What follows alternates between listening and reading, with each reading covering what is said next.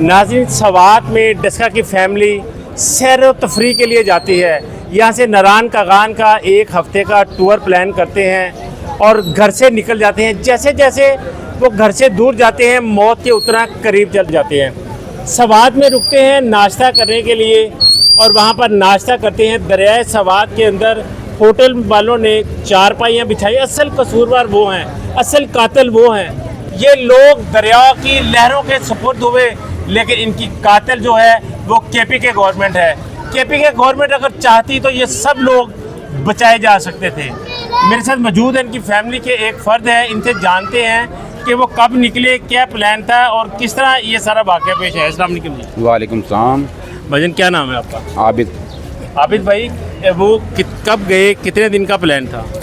उनका 5-6 दिन का टूर था और परसों सुबह इधर रात को 11 बजे यहाँ से रवाना हुए हैं और नारान कागान का कह के गए हैं। फिर रास्ते में ही इनका प्लान बना कि हम आगे स्वाद जाना है। जब स्वाद पहुँचे हैं तकरीबन 8 साढ़े 8 का टाइम था। उनको भूख लगी हुई थी, नाश्ता वगैरह करना था। नाश्ते के लिए बाहर उतरे, नाश्ता किया। तो जब दोबारा गाड़ी में बैठने लगे हैं तो उनके बच्चों ने थोड़ा सा ये कहा कि हम थोड़ा सा पानी में जाके ना थोड़ी सेल्फी वगैरह ले लेते हैं। उस वक्त पानी कम था? पानी था ही नहीं। अच्छा। वो पानी के पास जा रहे थे, जहाँ पानी था उधर तक जा रहे थे, जहाँ से गुजर के गए वहाँ पानी नहीं था। ठीक है। पानी का बिल्कुल बहाव नहीं था वहाँ पे। तो बच्चे छोटे गए हैं, इसका मतलब पानी नहीं था।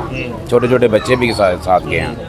तो जब वो उन सेल्फी लेने गए हैं तो जब वो कुछ सेल्फियाँ ले ली हैं तो पानी एकदम से आया और थोड़ा बड़ा रेला आया वहाँ से। बड़ा रेला आया, थोड़ा सा पानी आया तो वो बच्चे थोड़ा सा ऊपर पहाड़ी की तरफ चढ़ गए हैं। जो छोटी सी ज़मीन से रेला सा था, सब लोग अपनी जान बचाने के लिए उसके वहाँ पर गए, वहाँ चढ़ गए हैं। जब वो चढ़े हैं उसके बाद पानी का बहाव ज़्यादा स्पीड से हो गया।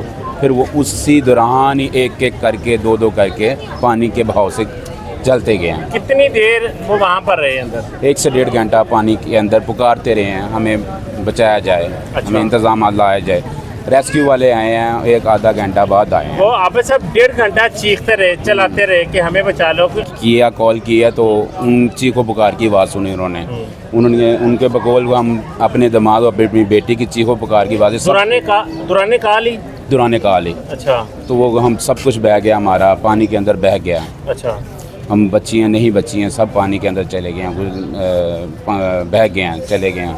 और जैसे जैसे पानी का बहाव तेज होता गया, एक एक करके वो लहरों के सुपुर्द होते गए हैं। तो कितने लोग जो बचे हैं फैमिली के? फैमिली में से जो अंदर नहीं गए वो बच गए, जो अंदर गए हैं वो नहीं बचे। कितने लोग जो हैं वो दरिया सवात में डूब गए हैं? तकरीबन 10 से 12 लोग डूब गए हैं इस फैमिली के। शोक का मातम है। इनके घर में सिर्फ फौतगी और मातम का नहीं मातम बिछा हुआ, पूरा मोहल्ला सोग में है, पूरा इलाका सोग में है। वो सुबह से लेके अब तक इतना कहराम मचा हुआ है कि ये क़यामत का मंजर है। एक घर से जब 4 जनाजे बेटियों को उठाए जाएँ उस घर में मैं नहीं कह सकता, इसके आगे मेरे पास अल्फाज नहीं। हम खुद इतने परेशान हैं इस घर में। इनकी सुनने में है कि बच्चियों की वो माँ जो जैसे माएँ होती हैं हमें, कि वो अपने जहेज़ तैयार करती हैं कि मेरी बेटियों की शादियाँ करनी हैं, तो वो सारी चीज़ें आज सुना है कि कल वो सामान जहेज़ का देख कर रोती रही हैं। जी बिल्कुल। इनकी माँ और इनके बाप ने इनके जहेज़ का सामान ऑलरेडी ऊपर तैयार करके रखा हुआ है। अच्छा।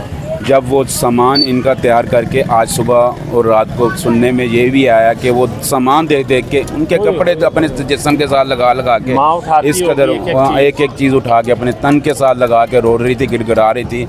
और इधर हमसे देखा नहीं गया। जब इधर मैयत पड़ी तो उसका रोना हमसे देखा नहीं गया। किस तरीके से वो रो रही थी, तो हम उसे कुछ नहीं कर दे सकते थे, सिवाय अल्लाह ही उनको सब्र दे बस। अच्छा, माँ और बाप दोनों जहेज़ की चीज़ें कल देख रहे थे, चीख रहे थे? बिल्कुल, माँ भी और बाप भी, उसके अजीज़ो कार भी, रिश्तेदार भी। ये हमारी बेटियाँ नहीं हैं, ये बेटे हैं। बहुत लाइक बेटियाँ थी उनकी, बहुत लाइक। सबसे छोटी अजवा बेटी है, वो तो बहुत लाइक सुनने में आया, बहुत लाइक थी। बड़ी भी माशाल्लाह, एक ने 12वीं में पास हुई है, एक 10 का इम्तिहान दे के फर्स्ट आई है। वो छोटी चाल है माशाल्लाह, वो 9 का इम्तिहान दे के फर्स्ट आई है। छोटी है, वो तकरीबन 2 क्लास में थी। फर्स्ट आई है। सब माशाल्लाह सब बच्चियाँ लाइक हैं। और ये इसके वालिदैन का कहना है कि ये हमारी बच्चियाँ नहीं हैं, ये मेरे बच्चे हैं। अब सब क्या आप समझते हैं कि बच्चियां तो दरिया में डूब गई, लेकिन वो लहरें कातिल नहीं थी, कातिल थी वहाँ की हुकूमत जो हेलीकॉप्टर ना दे सकी, जो रेस्क्यू का इंतज़ाम ना कर सकी। हाँ जी बिल्कुल, ये बिल्कुल आप ठीक कह रहे हैं। ये लहरें, पानी, ये तो सिर्फ एक बहाना है ना। ये मैं सही बात में कहना चाहूँ, हुकूमत ने जब PSL जब मैच होता है तो उधर पंखा हेलीकॉप्टर मंगा कर घास सिखाई जाती है। क्या उधर 15 मिनट में उधर नहीं हेलीकॉप्टर पहुंचा जा सकता? ये सब की सब हुकूमत की तरफ से है। बहुत कमज़ोर हैं इस मामले में, गरीब के बारे में नहीं सोचते। तो मैं इससे आगे क्या कह सकता हूँ कुछ। बहुत शुक्रिया आबा साहब। इनका कहना था कि जब PSL होता है तो हुकूमत ग्राउंड की पिचें सुखाने के लिए तो हेलीकॉप्टर आ जाते हैं। हमारी फैमिली वहाँ पर रोती रही, तड़पती रही, लेकिन कोई वहाँ पर उनको बचाने के लिए नहीं आया। जब इमरान खान की बहन वहाँ पर फंसी तो तमाम KPK की जो गवर्नमेंट थी, तमाम मशीनरी थी, वो हरकत में आई और उसको बचा लिया गया। लेकिन मेरी बच्चियों का क्या कसूर है? मेरी बच्चियाँ दरियाए सवात के पानी में बह गई। वो पानी उनका कातिल नहीं है, उनकी कातिल है वहाँ की सूबाई हुकूमत, वहाँ का चीफ मिनिस्टर उसका कातिल है।